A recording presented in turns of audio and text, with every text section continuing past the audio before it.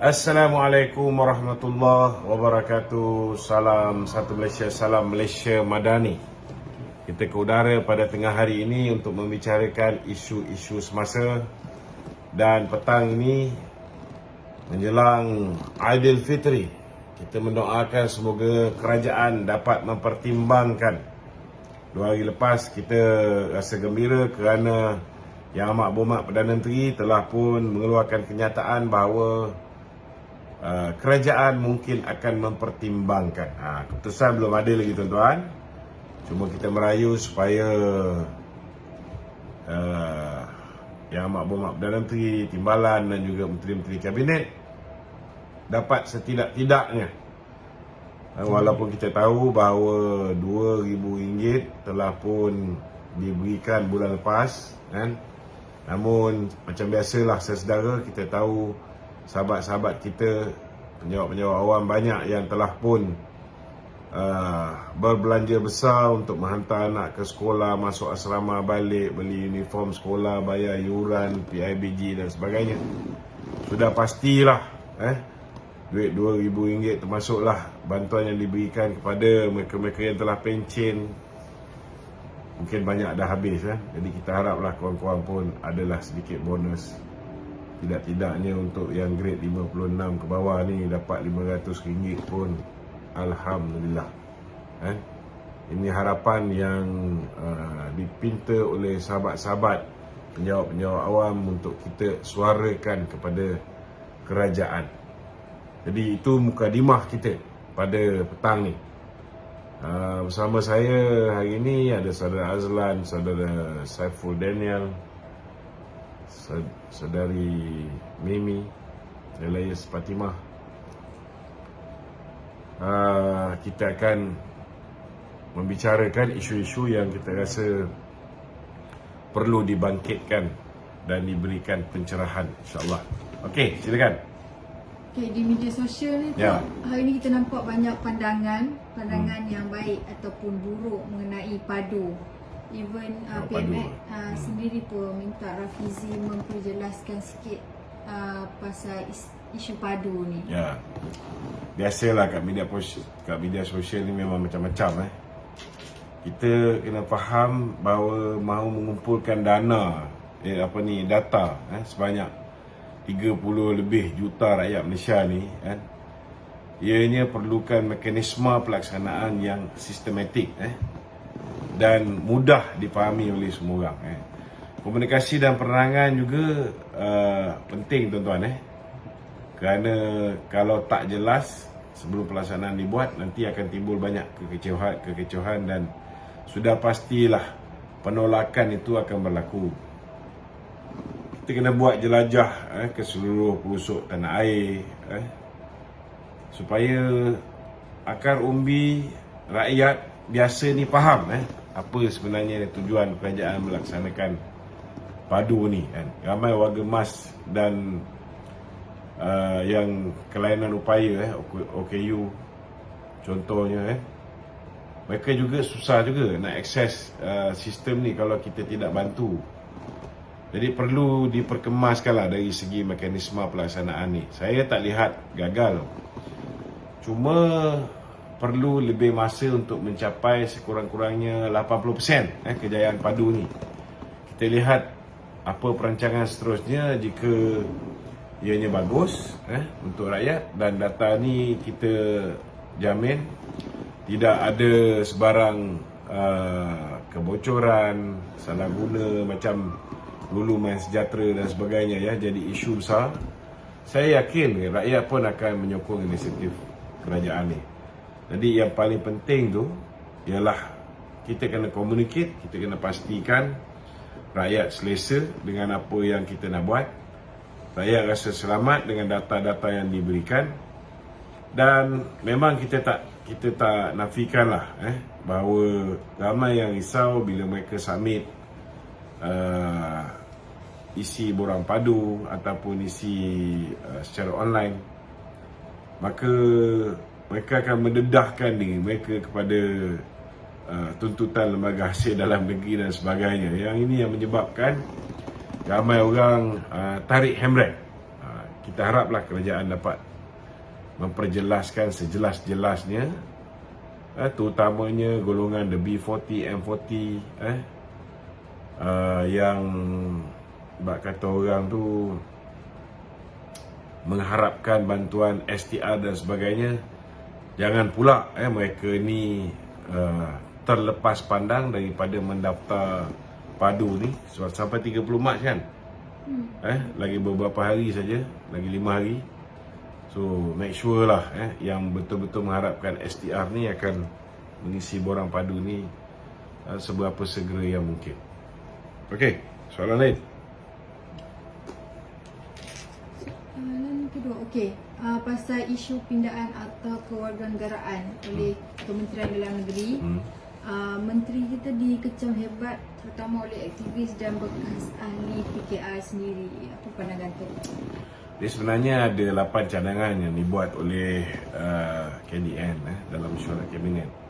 Tapi daripada 8 tu, 7 dah kabinet setuju. Satu je yang ditolak, iaitu berkenaan dengan perkara 19B dan 14.1E, berkaitan dengan kewarganegaraan bagi bayi yang terbuang. Bagi bayi yang terbuang. Kita tahulah sekarang ni gejala buang bayi tu banyak, tapi ada juga orang-orang asing yang sengaja membuang bayi mereka dengan harapan bayi mereka ni akan dapat diregister sebagai warga negara Malaysia, supaya mereka ni boleh menikmati kelebihan-kelebihan sebagai warga negara. Kena faham ni, sebenarnya orang asing memang mereka appreciate, mereka nak sangat jadi warga negara kita. Itu sebabnya KDN mencadangkan untuk memastikan undang-undang kita ni dikemas kini, pindaan dilakukan supaya tidak ada orang boleh ambil kesempatan. Okey, perkara ni telah dilakukan di bab urus dan banyak pandangan telah dikutip sebelum ianya dibentangkan dan undian dilakukan dalam parlimen. Pindaan ni bertujuan untuk memudahkan isu kewarganegaraan yang sedia ada. Malah Menteri Saifuddin Nasution juga telah meluluskan lebih 14,000 permohonan kewarganegaraan dalam tempoh setahun ni je. Kita perlu memandang ini sebagai perkara yang positif yang dilakukan oleh KDN demi memastikan kesejahteraan dan kedaulatan negara ni tetap terpelihara. Jadi ahli parlimen boleh memilih untuk menyokong atau membantah ketika undian dilakukan. Saya tak melihat sebarang masalah, cuma perkara biasalah bila ada pindaan terhadap sesuatu perkara ni dalam perlembagaan, ianya akan ada banyak pandangan, tetapi saya pasti kerajaan mendengar segala pandangan daripada rakyat sebelum mereka membuat sesuatu keputusan. Cuma kena tenang-tenang lah, jangan kelang kabut kan. Make sure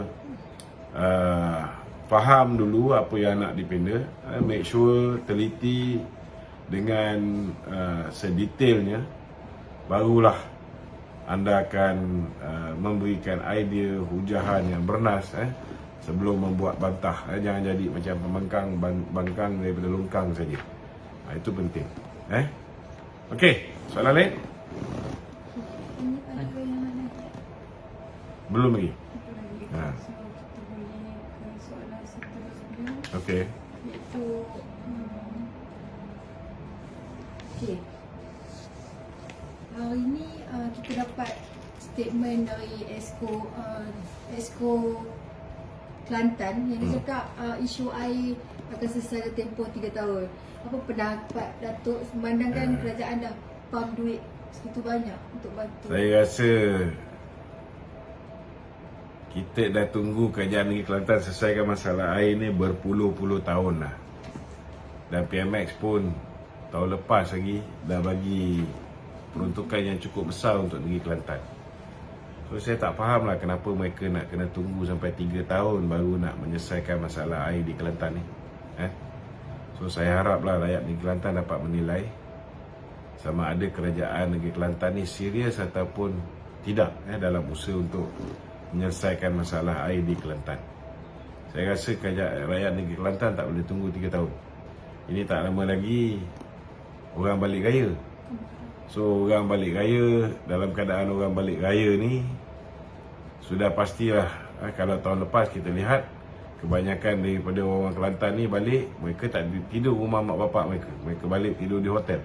Dan hotel pun tak cukup, semua penuh. So harap tak perlulah tunggu sampai 3 tahun. Bila kerajaan pusat bagi duit untuk selesaikan masalah air, gunakan duit tu sehabis baik untuk selesaikan masalah air. Bukan gunakan duit tu untuk benda lain, tukar kereta dan sebagainya. Ini problemnya orang Kelantan ni, kan? Dia lebih kurang bukan problem orang Kelantan, orang PAS punya problem, kan? Masalah air tak settle, dia boleh tukar kereta kerajaan negeri, kan? Kalau kita tengok macam kes di negeri Kedah sekarang ni, apa ni, Kedah Agro, kan? 24 orang. Sanusi sedap dia cakap, dia cakap kita tak boleh nak jaga 24 orang ni saja. Kita nak jaga berapa ramai penduduk Kedah? Dia kata nak kena utamakan penduduk Kedah terlebih dahulu. Tapi sebenarnya yang diutamakan dia tukar kepada Palisit. Kita pun tahu perangai dia macam Palisit, tapi kan berpada-pada lah, dikala kaki tangan Agro Kedah tak dibayar gaji. Nilai gaji tu yang tunggakan 9 bulan tu baru RM570,000. Tapi dia boleh pula beli Palisade harga lebih RM400,000, kan? So di mana otak Sanusi ni? Tapi nak buat macam mana? Rakyat Kedah yang memilih. MB kami sempoi. So, MB kami sempoi. Ambil kau, sempoi lah. Rakyat Kedah nak sangat, ambil. Okey. Dah setahun berlalu, pembangkang duk ulang lagi PMX zalim dengan mereka. Yang terbaru, Larut minta Menteri KDM menasihati PMX. Apa komen tu? Bagi saya lah, daripada sibuk minta Menteri KDM nasihatkan PM, lebih baiklah si Hamzah Zainuddin ni nasihat dan cermin diri dia sendiri, kerana dia Taqiyuddin antara orang yang berada dalam perundingan dengan pembangkang semasa Ismail Sabri bersetuju memberikan peruntukan kepada ahli parlimen pembangkang yang diketuai oleh PMX masa tu, kan? Jadi bila PMX minta berunding dengan TPM2, peringkat awal dia tak nak datang berunding, sebab kononnya yakin boleh tebak atap. Aktiviti kering-kering. Boleh berjaya, kan? Last kali ahli parlimen sendiri yang tebuk atap parti sendiri. Kan dah kena, kan? Lepas tu cakap PMX zalim. Nasihat saya lah, kan, turunkan ego tu, dan terimalah hakikat.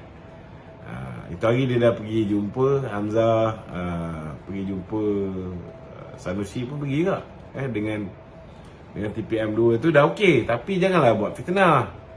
Kononnya dah setuju, dah ada draft, dah setuju dengan syarat lah apa. Mana ada syarat? Mana ada draft? Tak ada. TPM2 pun dah menafikannya, Jadi sepatutnya lah Hamzah ni sebagai ketua pembangkang pastikan pembangkang ni boleh memainkan peranan check and balance, pada kerajaan. Bukan kerja nak bangkang naik longkang je. Lagi 3-4 tahun boleh start berpolitik balik. Sekarang ni kita tumpu fokuskan untuk pulihkan ekonomi negara, dan bantu rakyat seperti mana titah Kebadulian Maha Mulia Seri Paduka Baginda Tuan Agong. Ini patut menjadi fokus, kerana hari ini rakyat sekarang ni ada banyak masalah, Jadi kalau time rakyat tengah banyak masalah, kita pun mengharapkan supaya kita tak dapat naikkan OPR untuk mengukurkan nilai ringgit. Kita boleh mengukurkan nilai ringgit dengan membawa masuk pelabur-pelabur ke dalam negara kita. Jadi kalau misalnya hari-hari mereka duk henyak kerajaan, hari-hari mereka duk fitnah dengan pelbagai bentuk fitnah, macam mana foreign direct investment ni nak masuk? Macam mana nilai ringgit nak mengukur, kan? Ini kerja kau asyik menabur fitnah je. Lepas tu expect pelabur-pelabur tak terkesan dengan fitnah tu, pelabur-pelabur akan masuk. Mana boleh. Kan? Setiap apa yang kamu lakukan ianya menjejaskan prestasi ekonomi kita. Okey? Ada soalan lain? Ada soalan yang Ahmad Faisal. Muhammad Faisal Al-Cita duit. Bukan. Habis? Wan Saiful, sorry. Oh, Wan Saiful Wan Jantan. Ha. Wan Januari Wawa. Baru-baru ni dia ada cakap MP Gua Musang dan Tanjung Karang ni ejen pemujuk untuk menyokong PMX. Apa komentar? Saya dengar MP Gua Musa menafikan dakwaan Wan Saiful Wan Jan ni. Dan tak betul kononnya beliau mempengaruhi untuk Wan Saiful Wan Jan ni menyokong kerajaan perpaduan pimpinan PMX ni. Sebenarnya Wan Saiful tu terserempak dengan dia ketika sedang minum di kafe, hotel di kafe lah. Wan Saiful bertanya apakah keistimewaan yang diperolehinya ahli Parlimen Gua Musang ni, apa keistimewaan yang dia perolehi. Kalau dia maknanya apa yang Wan Saiful boleh dapat kalau dia menyokong PMX. Itu je. Adakah dia akan lepas kes mahkamah itulah. Tapi dakwaan Wan Saiful, tawaran dibuat oleh seorang daripada ahli parlimen tu dan dua lagi individu pada 17 Januari lepas. Termasuklah kononnya ada peruntukan 2 juta. Mungkin Wan Saiful ni berhalusinasi sebab zaman Mayday memang benda tu berlaku kan. Bayaran untuk perbelanjaan perubatan isterinya kononnya kemudian ada pula token lah bagi menampung yuran guaman kes mahkamahnya. Macam-macam lah mungkin kes mahkamahnya digugurkan dan sebagainya. Ini tuduhan bagi saya bersifat fitnah. Dan saya harap ahli parlimen Gua Musang ataupun ahli parlimen Tanjung Karang ni kalau dah kena fitnah ni faham-faham je lah. Kau sama je Wan Saiful Wan Jan ni. Nak tengok dia Wan Saiful Wan Jantan ke Wan Saiful Wan Januari Bawa. Okey. Ada naik tu? Belum lagi. Belum lagi. Tengah hari ni mana ada orang nak naik. Ngantuk tidur ni. Semua duk harap kita buat waktu malam. Malam ni dengan program, dengan tarawih, dengan macam-macam susah sikit. Okey. Pindaan atau polis lulus yang baru-baru ni. Okey. Pertama sekali kena faham bahawa pindaan Akta Polis 2024 ni bertujuan untuk mengadakan peruntukan bagi membolehkan Kebawah Yang Maha Mulia Sri Paduka Baginda Yang Tuan Agong sebagai pesuruhjaya penghormat. Ini bagi memberikan penghormatan lah dalam awal istiadat polis. Peruntukan itu juga bagi mengiktiraf kedudukan Yang di-Pertuan Agong sebagai Ketua Utama negara di bawah perkara 32 Perlembagaan Persekutuan. Perlembagaan Persekutuan perkara 32, Ketua Utama negara bagi Persekutuan dan isterinya.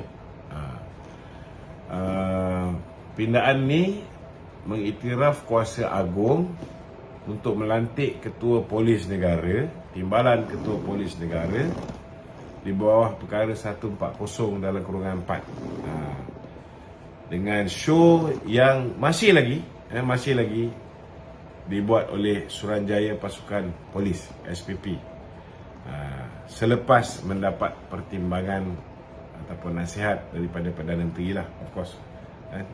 Ini kena faham lah. Okey.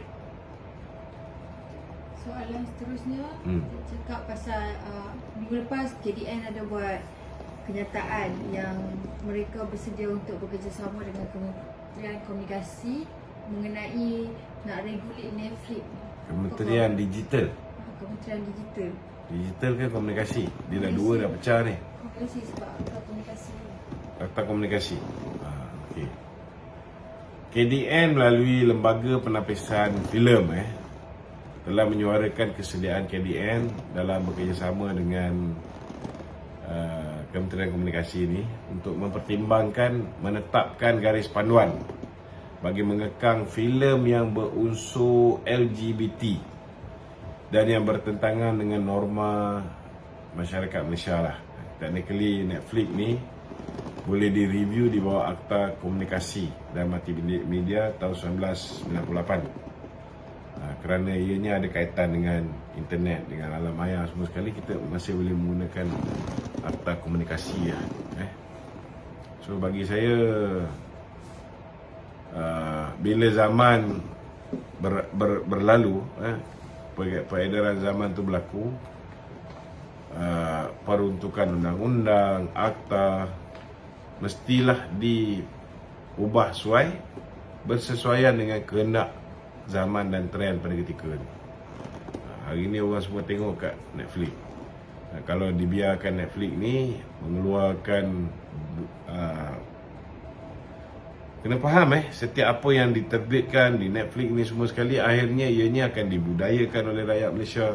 So kalau tidak ada sebarang pengawalan dibuat, maka mereka ni akan menyebabkan benda ni menjadi out of control. Budaya-budaya negatif daripada luar akan masuk ke dalam negara. So bagi saya perlu benda ni untuk dikuatkuasakan. Dan tepat dah tu tindakan yang diambil oleh KDN.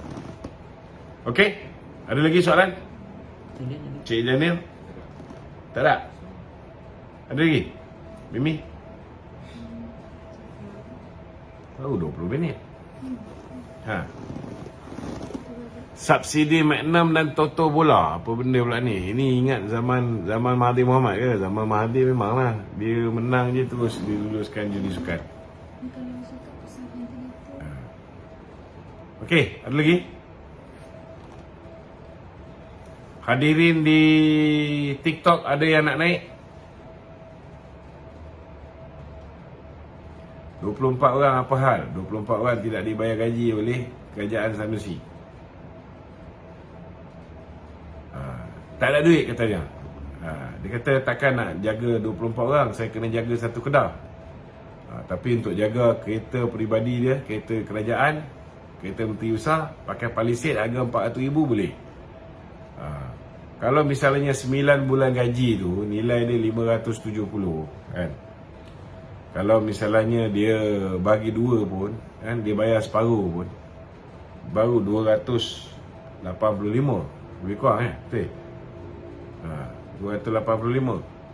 Payahlah 4 bulan setengah lu. Ini dia boleh belanja sampai 400,000 Sanusi ni. Boleh tukar kereta baru. Tapi gaji kaki tangan agro Kedah tak boleh bayar. Jadi tuan-tuan fikirlah tuan-tuan. Sebenarnya Sanusi ni tak ada masalah tuan-tuan. Orang Kedah yang mengundi PAS ni yang bermasalah. Kita dah cakap banyak kali, kita pergi berkempen, berceramah dekat negeri Kedah. Last kali mereka undi bagi sokongan yang solid kepada Sanusi. So hampa ambil lah akibat daripada kesilapan hampa sendiri. Okey? Itu. Ada satu soalan tu. Apa soalan? Menteri Komunikasi Fahmi Fazil meminta Wan Faisal supaya berdiam lebih baik daripada memulakan kenyataan yang tak tepat mengenai draft perjanjian itu. Wan Faisal ini, saya rasa salah seorang daripada ahli parlimen yang terencak akal. Sebab tak ramai orang ada kualiti macam ini tuan-tuan. Bila negara berhadapan dengan lockdown, dia keluar cadangan bodoh bagi menyelesaikan masalah lockdown tu. Dia suruh negara citak duit, macam dulu zaman Perang Dunia Kedua, orang Jepun boleh citak duit pokok pisang kan. Dia ingat boleh citak duit Malaysia ni macam tu. Ini semua orang yang dia cakap dulu, dia fikir kemudian tuan-tuan. Kemudian bila time nak menyelesaikan masalah orang tengah susah akibat daripada abah kau tu menjadi Perdana Menteri, dia lockdown satu negara, dia keluar pula cadangan supaya kerajaan ni bayar semua sekali, lupuskan hutang-hutang yang dimiliki oleh the B40. Kalau ada manusia yang boleh berfikir macam ni, dia tak tahu bahawa setiap hutang ni bank kena tanggung, kan? Kalau nak hapuskan boleh, tak ada masalah, tapi kerajaan kena tanggung semua hutang B40 ni. Bagaimana kerajaan nak duit kan, nak bayar hutang B40. So orang yang cakap ni dia tak berfikir ni. Saya rasa tepatlah apa yang YB Fahmi cakap. Lebih baik dia jangan banyak cakap kan. Sebab dia tak tahulah kan, dia punya tempurung kelapa kepala lutut dia ni kan, selalu berfikir kan, sebelum mengatasi apa yang ada di antara dua telinga dia. Dia banyak pakai tempurung kepala lutut untuk berfikir. So betul lah YB Fahmi cakap tu, lebih baik dia jangan keluar kenyataan kan? Sebab ianya akan menyerlahkan perjumpaan yang dibuat oleh Hamzah Zainuddin dengan TPM2. TPM2 hanya hadir untuk mendengar apa yang ditawarkan oleh pihak pembangkang kan? Apa what they want to offer kan? Tidak ada pun sebarang persetujuan, malah tidak ada draft pun perjanjian seperti mana yang difitnah oleh Hamzah ni, tak ada. Seperti mana yang disembang oleh Wan Ahmad Faisal ni, tidak ada tuan-tuan. Tidak ada sebarang perjanjian. Okey, ada lagi? Satu lagi soalan tu. Setiausaha Agung PKR Saifuddin Nasution Ismail berharap Anwar Ibrahim akan berkhidmat sebagai Perdana Menteri untuk penggal kedua. Boleh komen sikit tu? Saya yakin kalau kita punya kerajaan ini boleh mengembalikan kedudukan ekonomi dengan baik, boleh menyelesaikan isu-isu berkaitan dengan rakyat ni dengan baik, mendengar keluh kesah denyut nadi rakyat di bawah, saya rasa tidak ada masalah untuk mendapat peluang kedua dalam memberikan khidmat sebagai Perdana Menteri. Tak ada masalah. Tetapi bagi saya hari ini kerajaan kena fokus 3 tahun setengah ataupun mungkin 3 tahun daripada sekarang ni. Mereka kena all out bantu rakyat ini untuk supaya rakyat dapat merasakan bahawa di bawah pemerintahan PMX ini keadaan mereka lebih baik berbanding dengan zaman Ismail Sabri, zaman Muhyiddin Yassin, zaman Mahathir kan. Barulah peluang untuk kita dapatkan sokongan rakyat Malaysia menjelang PRU ke-16 tu cerah. Itu penting tu tuan-tuan Itu sangat penting. Okey? Ya. Ada lagi? Tak ada? Ada penonton yang nak bercakap ni. Ada yang tulis sini no DAP. Saya nak tanya dengan tuan-tuan Kalau tuan-tuan tak nak DAP ni, tuan-tuan nak apa? Nak lingkupkan negara. Dia simple lah. Saya nak bagi orang yang pro kepada Perikatan Nasional ni faham kalau misalnya orang UMNO khianat UMNO dan sokong Muhyiddin selepas PRU 15 hari tu, yang 10 orang yang khianat ni, kalau mereka punya undi diambil kira pun, Muhyiddin hanya dapat bentuk kerajaan dengan 115 kursi saja. Masa Muhyiddin ada 114 kursi, Muhyiddin tergolek daripada jadi Perdana Menteri. Dan akhirnya pelaburan langsung asing keluar daripada negara ni. Orang nampak kerajaan 114 orang ni tidak kukuh, tidak stabil, dan bila berubah, bila masa, orang tak nak melabur dalam negara kita. Bila orang tak nak melabur dalam negara kita ni, pertumbuhan ekonomi kita akan menguncur, kadar pengangguran akan meningkat, kadar jenayah akan meningkat bantuan yang kita boleh berikan balik pada rakyat saudara makin sikit.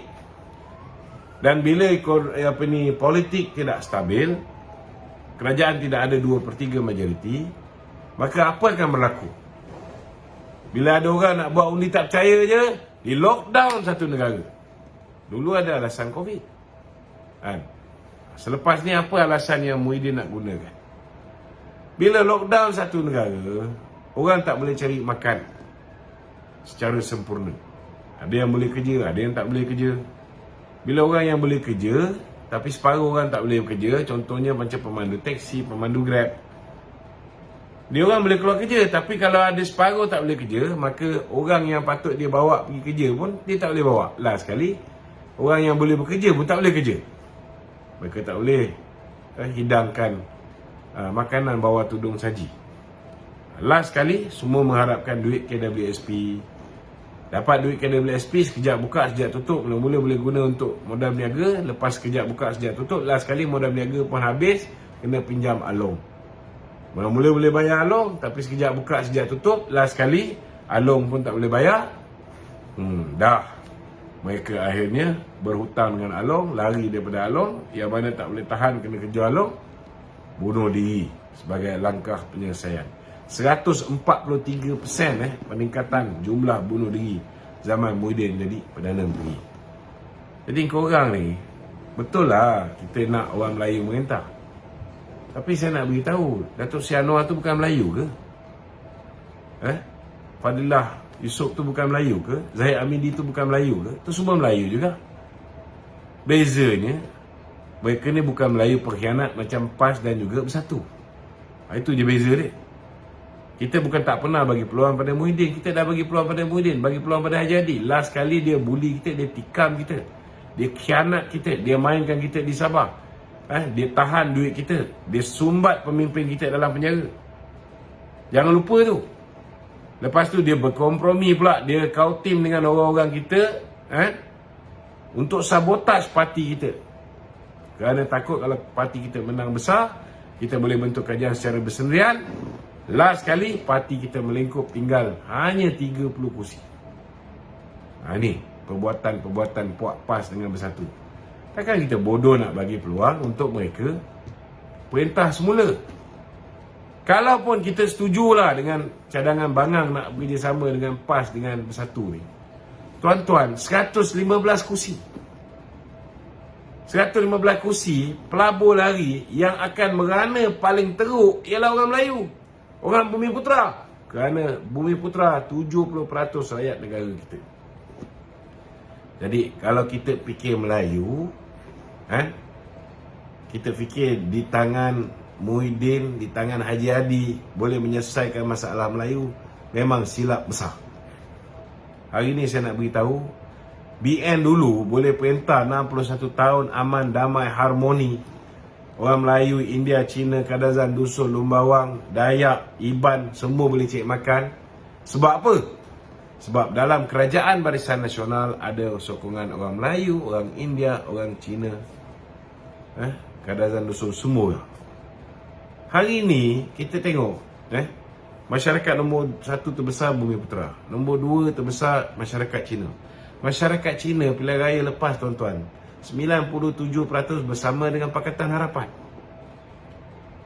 Masyarakat India ketiga terbesar, saudara, 90% bersama dengan Pakatan Harapan. Dalam erti kata lain, kalau nak sebuah kerajaan yang stabil, dalam kerajaan itu mesti ada Pakatan Harapan. So kalau misalnya BN tak kerjasama dengan Pakatan Harapan, kita tak boleh bentuk kerajaan yang stabil, yang kuat, yang ada 2/3. Bila kita tak bentuk kerajaan yang stabil, kuat, ada 2/3, maka yang paling teruk menjadi mangsa ialah bangsa Bumiputera. Ini kena ingat betul-betul orang Melayu. Jadi tak payahlah nak fobia tak tentu pasal DAP ni. Hari ni DAP bersama dengan UMNO. Dia orang ni DAP yang jauh lebih baik berbanding dengan DAP bersama dengan PAS, berbanding dengan DAP bersama dengan Bersatu dulu, bawah Mahathir. Itu memang DAP pada ketika tu dia pegang telur Mahathir, pegang telur PAS. Tapi alhamdulillah hari ini telah terbukti dalam banyak isu, bila ada pemimpin, bukan semua pemimpin tu pun masih lagi berkuasa dalam DAP. Orang macam Ramasamy tak ada kuasa dalam DAP. Orang macam Tony Puah tak ada kuasa dalam DAP. Dia orang buat cadangan apa pun, tuan-tuan, kita baku sampah kan je. Tak payah peduli.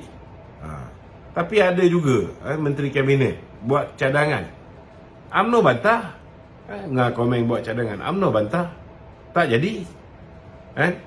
Baru ni dalam isu kalimah Allah, Even kenyataan yang dikeluarkan oleh MCA, DAP. Kita bantah tuan-tuan. Kita pertahankan kita punya keputusan. Kita lawan penghinaan terhadap kalimah Allah ni. Tak ada masalah. Jadi apa nak takut dengan DAP ni? Sama je DAP ke, MCA ke, gerakan ke. Dia orang ni semua manusia tuan-tuan. Bukannya dia orang ni dewa ke, bukannya dia orang ni malaikat ke, yang kita kena dengar semua cakap dia. Tak ada. Benda betul dia orang buat, kita sokong. Benda tak betul dia orang buat tuan-tuan, kita bagi jaminan lawan tetap lawan. Kita bagi jaminan. Tak betul, kita akan lawan. Kedudukan Islam, hak istimewa Melayu diperkotak-katikkan, kedudukan bahasa Melayu dipermainkan, kedudukan raja-raja Melayu dipermainkan. Saudara, UMNO tidak akan berdiam diri. Kawan-kawan PKR pun tak akan berdiam diri. Kawan-kawan amanah pun tidak akan berdiam diri. Ini janji kita, insyaAllah. Okey? Ada 2 orang nak naik ni. Jalan Terui. Assalamualaikum, Jalan Terui. Waalaikumsalam, Datuk. Ya. Sebelum tu saya nak kenalkan diri saya dulu. Ya, saya Jalan Terui Herat. Saya menetap di Kedah. Saya menyokong kepimpinan Datuk Seri Anwar Ibrahim PMX. Tapi saya lebih menyokong kepada UMNO lah khususnya. Tapi saya bukan ahli parti lah, just penyokong Tega. Okey. Cuma boleh tak saya nak minta pandangan Datuk atau nasihat Datuk, tolong tengok sentimen TikTokers ataupun influencer di bawah antara dalam tim perpaduan sendiri. Ya, saya tahu yang di bawah ni bukan level Datuk, saya tahu. Tapi Datuk cuba tolong tengok sentimen di bawah, sebab dia agak tegang sekarang ni keadaan dia. Antara macam mana nak cakap? Antara Saya faham PKR lah. Dia sebenarnya macam ni. Tembak-menembak. Sekarang kita kena faham satu. Tak mudah kita nak yakinkan akal umbi UMNO ni untuk terima Pakatan Harapan bulan-bulan. Betul, faham tu, saya faham. Sama juga Pakatan Harapan pun dah lawan kita lama. Tak mudah juga pimpinan Pakatan Harapan nak yakinkan dia orang ni 100% sokong UMNO. Kan? Betul. Kita kena ingat satu sajalah. Kan? Kita tengok Muhyiddin dengan Haji Hadi. Bukan semua dia orang buat ni tak baik. Contohnya, dulu Muhyiddin kata Haji Hadi ni parti ajaran sesat. Ingat lagi tak? Ingat, betul. Apa Muhyiddin tak cakap pasal PAS ni? Macam-macam dia cakap. Betul tak? Tetapi selepas mereka bersama, ada tak kita dengar Muhyiddin masih lagi kutuk Maki Hamon? Tak ada lah. Diam. PAS ni. Tak ada lah. Betul tak? Tak ada. Benda macam ni, Tapi, kita kena faham. Maknanya, bila kita dah bersama, ada kalanya kelemahan kawan kita ni, kita kena telan lah. Sama jugalah dulu apa saya tak cakap pasal Pakatan Harapan. Betul tak? Jadi hari ni faham. kita dah bersama, takkan kita nak ulang balik? Betul tak? Betul. So Saya bersetuju. kita ambil resmi Muhyiddin dengan Haji Hadi lah. Tapi biasalah bila time kita jumpa dengan puak-puak walaun ni, mereka tetap akan cakap, dulu cakap macam ni, sekarang macam mana? Habis dan kau orang yang buat keputusan, kita orang suruh sokong BN, kan? Beri sokongan padu, tapi kau orang berbelah bagi. Dah buat mistake tahun 2018, kan? 2022 hang ulang lagi. Last kali BN tak menang, PH tak menang, PN tak menang. Maka tuanku yang di-Tuan Agong yang ke-16 titahkan supaya PN kerjasama dengan PH. Tapi PN tak nak. Kalau PN nak, pada ketika tu kita ada 103 orang ahli parlimen Islam. Jumlah semua sekali 150 lebih. 2/3 Islam, 2/3 orang Melayu. Tapi pasal nafsu serakah Haji Hadi dan juga Muhyiddin nak sangat jadi Perdana Menteri, kan? Last kali peluang untuk tengok orang Melayu kuat tu, paling ramai dalam parlimen, tidak kesampaian. Okey, Datuk. Jadi Satu terpaksa lagi, lah BN kerjasama dengan PH. Ini keputusan rakyat. Kerana rakyat yang putuskan demikian. Itu sebabnya kita kena bersama dengan PH. Bersama dengan DAP. So kamu sendiri tak boleh terima qada dan qadar Allah Ta'ala ni macam mana? Ini keputusan yang kamu sendiri buat. Okey, Datuk. Ha. Okey, saya tengok kita sebenarnya BN bergabung dengan PN ni salah satu advantage sebenarnya. Kita boleh tunjukkan satu perpaduan yang kukuh. Cuma Betul. cara tu saya mengharapkan kena betul lah. Ambil hati rakyat di bawah. Lagi Ya, satu, Datuk, cara yang betul, cara yang betul hari ni, pemimpin MCA baik, DAP baik, DAP baik. Betul. kan? Apa parti pun, jangan keluar kenyataan yang boleh menguriskan hati orang Melayu. Betul, setuju. Saya nak beritahu dengan pemimpin DAP, pemimpin MCA, kan? Apa pun korang buat, kan?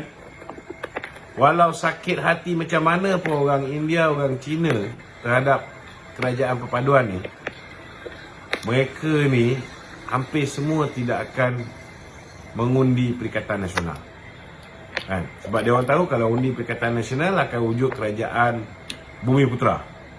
So tak payahlah over sangat nak dapatkan sokongan masyarakat India dan Cina sampai kau kena hina Islam, sampai kau keluar kenyataan yang mengguris hati orang Melayu. Last kali kau akan hilang undi orang Melayu. Betul tak? Betul. So kita ni bila buat sesuatu sebagai ahli politik, kalau misalnya bingai sangat tu, kan, carilah orang yang ada strategic thinking, yang boleh bagi nasihat yang betul.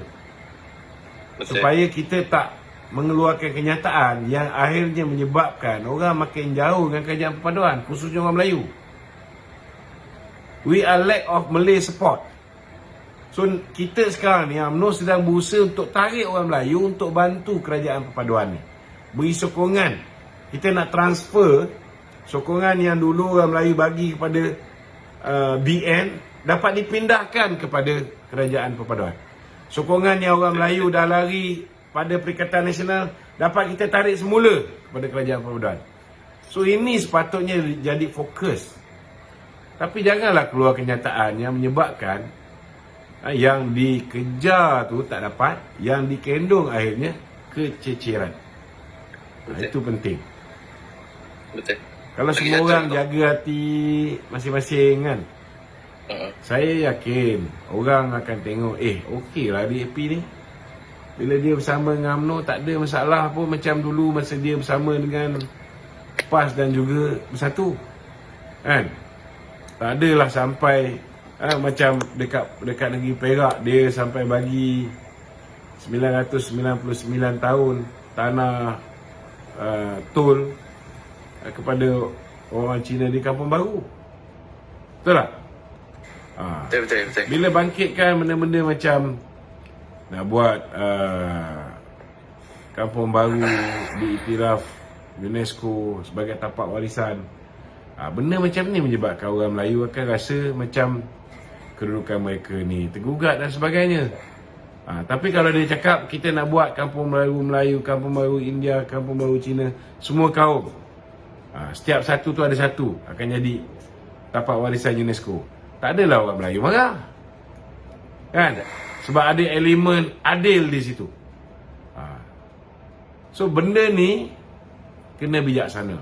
Bila mengeluarkan kenyataan, kena bijaksana. Kena tahu when you say something, what are the implication? Apa implikasi daripada setiap kenyataan yang kita keluar.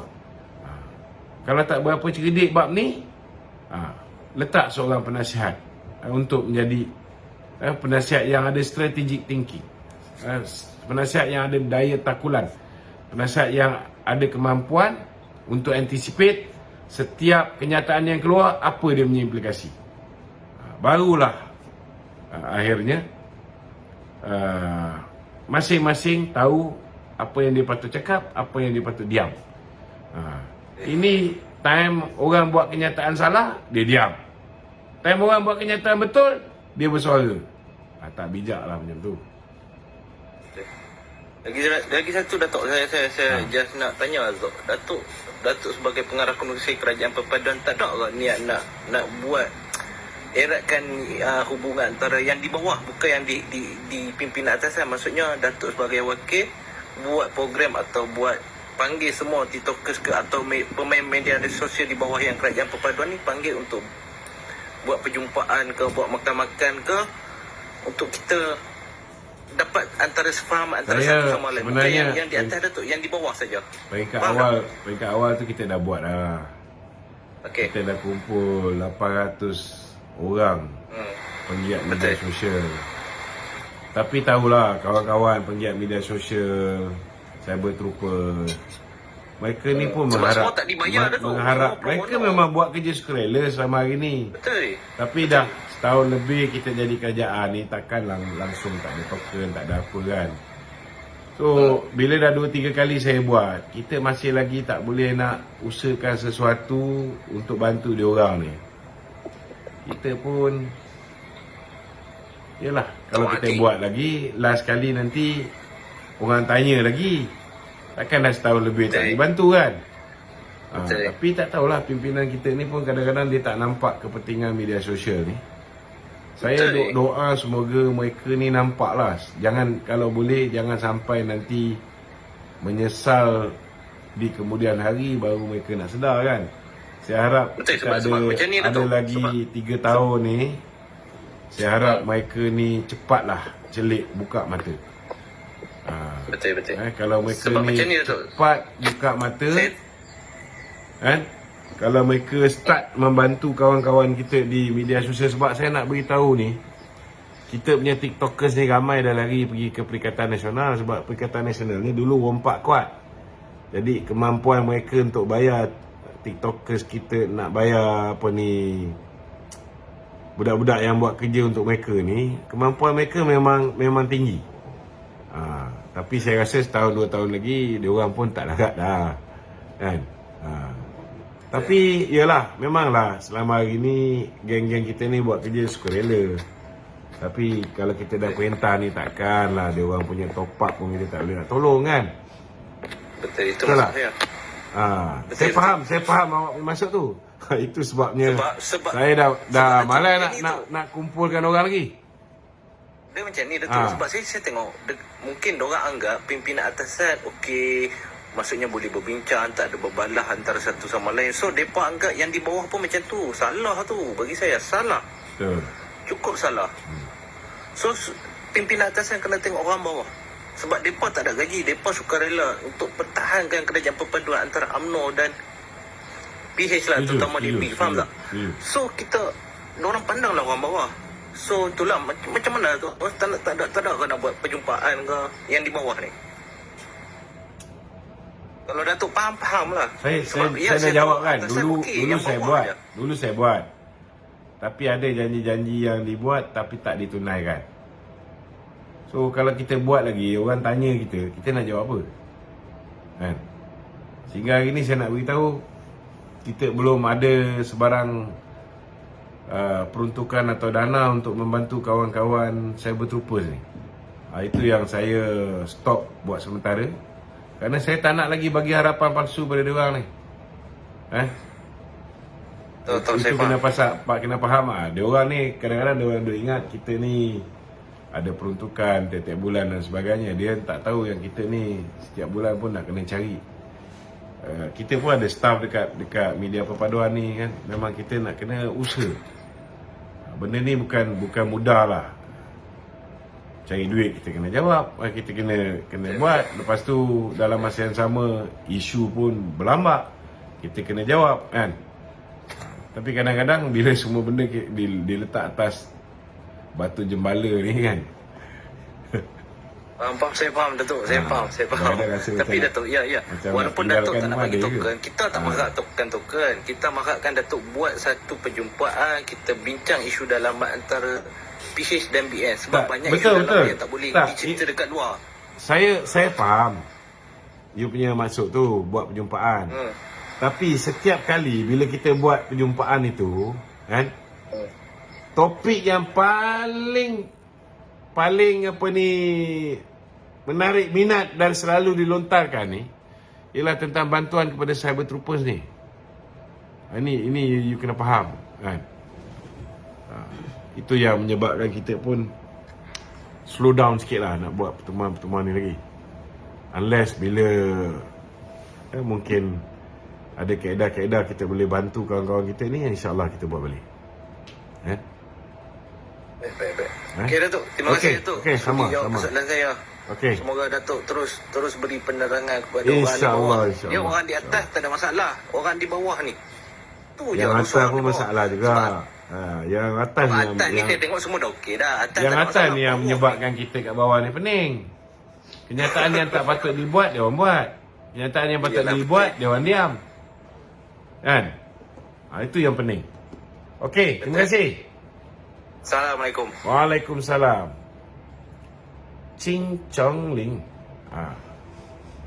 Ching Chong Ling. Silakan. Halo. Yes. Hai, salam Madani, salam Ramadan Datuk. Ya, salam Madani dan Ramadan. Hari tu saya tengok keluar sekejap, itu KJ dengan Syaril dia puji pula PMX. So apa pandangan Datuk? Dia dah berpaling tadah ke? Dia sebab dia nak promote dia pro-Palestine ke, untuk political clout saja ke, macam mana? Saya tak nak buat assumption lah kan. Tapi bagi saya, kalau dia orang saya rasa KJ ni macam mana pun cita-cita dia balik pada UMNO. Ya. So kalau dia nak menyokong kerajaan Madani sekarang ni pun baguslah kan. Tapi sokonglah betul-betul kan. Jangan sekejap jalan, jangan sekejap bantai, sekejap ni. Tak konsisten susah juga kan. Ya. Tapi kalau dia konsisten, saya rasa tak ada masalah lah. So kira kalau Semua boleh manusia buat kesilapan, dan ada kalanya mereka dah sedar mereka silap, mereka nak kembali ke pangkal jalan. Why not kan? Ya. Ya. Kalau katakanlah kalau KJ masuk semula bersama dengan kerajaan perpaduan ni, adakah Datuk lihat KJ ni sebagai seorang aset ya kepada kerajaan perpaduan? Dan Syaril jugalah. Saya rasa dia dua orang ni, dia pun ada pengaruh dia juga kan. Ya. So setidak-tidaknya kalau dia bersama dengan kita, pengaruh dia tu pun akan bersama dengan kita. Ya. Tapi dia orang kena convince lah follower dia orang tu untuk bersama dengan kerajaan perpaduan. Tapi betul. kalau dia sekejap sebelah sana, sekejap sebelah sini, dia nak jadi orang tengah, dia nak jadi memainkan peranan neutral kan. So lebih baiklah dia jadi DJ je terus. Ataupun buat podcast je kan. Dia boleh main peranan check and balance.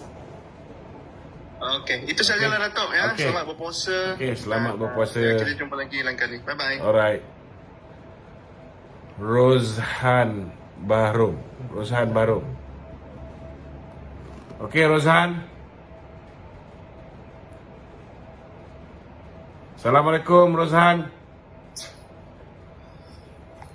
Assalamualaikum Datuk. Saya sebenarnya tak ada apa-apa soalan. Saya cuma happy to see you are in the TT lah. Itu sajalah. And I memang follow you punya live most of the time lah. Thank you. Tak kerja ke ni? Tak kerja ke? Hari ni hari Senin tak kerja ke? Any question at the moment. Okey. Thank you Alright. for ni lah. Okey, selamat. Terima kasih. Selamat. Assalamualaikum. Selamat Ramadan. Yes. Assalamualaikum Datuk. Waalaikumsalam Thank you. warahmatullahi. Okey. Minta tolong share tuan-tuan. Kita ada ramai kawan-kawan yang menonton ni, tetapi kalau boleh tolonglah tekan button share supaya kita boleh beri kefahaman kepada seberapa ramai yang boleh. Tekan button share tu tak susah tuan-tuan. Just click the share button. Assalamualaikum warahmatullahi wabarakatuh.